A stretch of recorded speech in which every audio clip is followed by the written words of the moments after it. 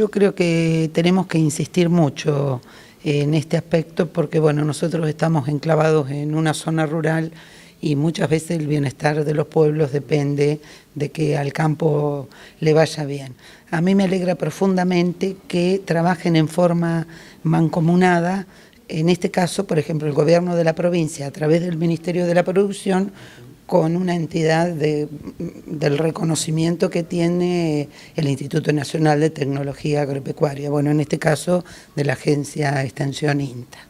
Creo que están muy interesados y que la temática, las dos temáticas fueron muy buenas. Yo, como insistía, a mí me preocupa que en nuestra zona haya parcelas improductivas, como ya lo dije en la introducción, ya sea por el tema de los salitrales o por el tema de la tosca, que la productividad es muy baja o nula. Creo que tendríamos que profundizar en ese tema. Bueno, el tema ahora que se está exponiendo del agropiro, creo que... Con este tipo de charlas se sí, porque en realidad lo que nosotros queremos es que el campo crezca, que produzca cada vez más y bueno, en mejores condiciones, y eso por supuesto que da trabajo y da rentabilidad al productor rural que muchas veces bueno, trabaja y a pérdida. Sí, la idea de la jornada de pasturas en Colonia Barón es, ya que es una zona ganadera y la época del año invita a poder hablar de estos temas, y viendo que hay un año de buenas precipitaciones, traerle a los productores una herramientas para poder elegir lotes y poder implantar sus pasturas. No, la disertación fue muy buena. Bueno, el Ministerio de la Producción, a cargo de Ricardo Moralejo, la idea es que trabajar con todas las instituciones, como es INTA en este caso, que fueron las disertantes, y poder de esta manera hacer extensión no solamente de INTA, sino desde el nivel productivo. Sí, sobre todo la idea es que, como es una zona de transición donde quizá hay muchos lotes que estuvieron en agricultura y no tienen la aptitud para hacerlo, puedan también tener alguna herramienta como algún otro tipo de cultivo para poder ponerlo en estos lotes. Bueno, el agropiro es una especie forrajera de invierno perenne que está en incremento su uso en la provincia de La Pampa. Creemos que está reemplazando en algunos potreros a lo que eran habitualmente los verdeos anuales. Esta especie es perenne y debido a cuestiones económicas es obviamente recomendable utilizar una especie perenne porque se la siembra un año y luego puede durar varios años. Se la usa en toda la parte de la estepa, no solo en suelos salinos, porque el agropiro sirve para bajos salinos y para bajos alcalinos, sino que también se la usa en suelos arenosos o francos, es decir, es una especie bastante plástica en ese sentido. Y bueno, es más rústica que muchas otras especies, por ejemplo, es más rústico que la festuca. Eso significa que también tolera la sequía y también tolera inundaciones, lo cual lo hace muy recomendable para bajos salinos. La planta tiene mecanismos específicos que forman parte de la genética del género, debido a su lugar de origen, ¿no? Ha sido una especie desarrollada en ambientes con problemas de salinidad. Entonces tiene características genéticas que hace que pueda rechazar la sal que hay en exceso en el suelo y le permite a las raíces absorber iones de otros nutrientes que la planta necesita. Resiste pastoreos intensos, siempre hay que dejar algo de remanente y lo importante es por un lado que quede alguna hojita verde, no que se lo pastoree hasta que se vea tierra nada más.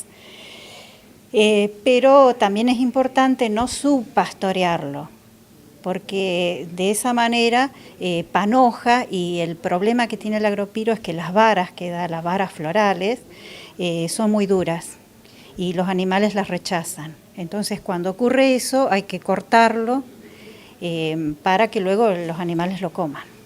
El agropiro crece otoño, tiene un pico de producción, luego en invierno, si bien estas gramíneas se llaman invernales, deja de producir, digamos, por las bajas temperaturas producen pero poco, si bien permanece verde y no se hela.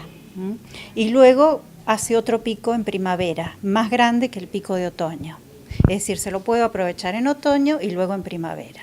Se lo puede comer, por ejemplo, en abril, en mayo, o bien se lo deja y se lo puede comer luego a la salida del invierno, o en octubre, en noviembre. Ahí se recomienda pastorearlo bastante fuerte para que no encañe. No, la calidad va cambiando de acuerdo a la fenología. Cuando está en estado vegetativo, que tiene hojas solamente, que sería en otoño, su calidad es buena. Y en primavera, al principio de la primavera, también la calidad es buena. Pero cuando va avanzando la primavera y comienza a encañar, ahí disminuye la calidad, y cuando da las panojas es cuando tiene la peor calidad. Ya el año pasado dimos charlas sobre otra especie, sobre Panicum coloratum, en 2 localidades, y bueno, y este año dimos una charla parecida a esta en Ataliva Roca. Y sí, es muy interesante. Es muy interesante este feedback con los productores. Es importante que en estas charlas se corte esa brecha que hay entre nosotros y los productores. El problema es que a veces son muchos temas, y cuando son muchos temas no tenemos tiempo, y entonces tampoco podemos dar mucho espacio para ese diálogo, pero lo que nosotros buscamos es que haya diálogo.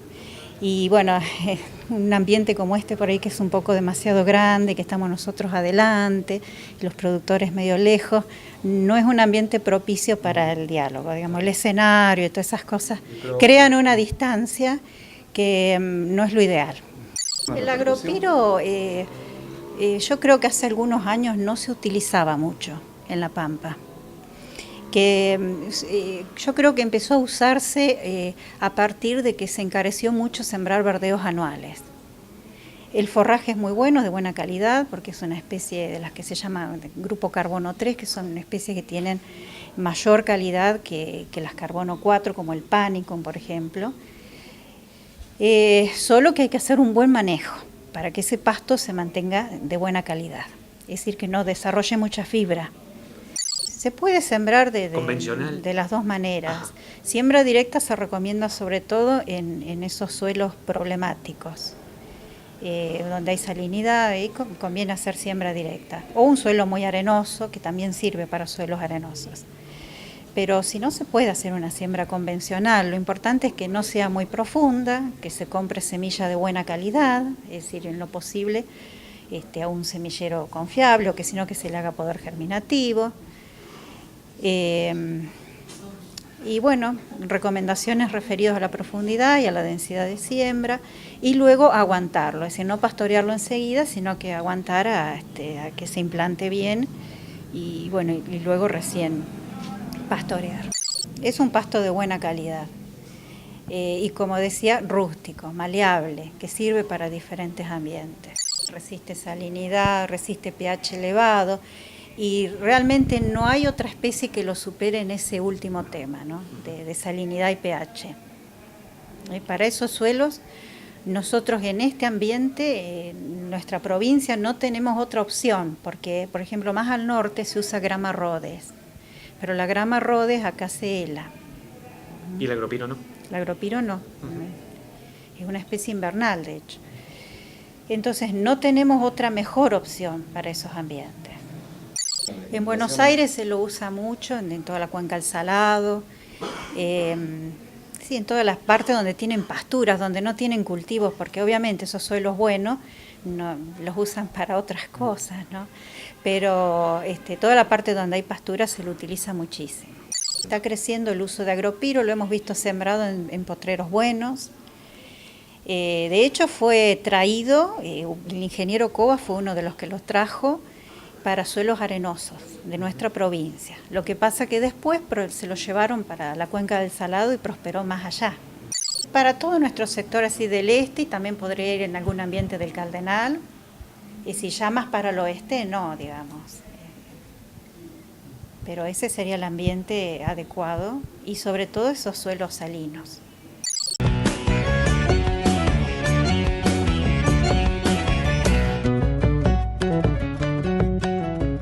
Ya volvemos con más de Frente al Campo, aquí por Canal 3 para todo el país y el Mercosur.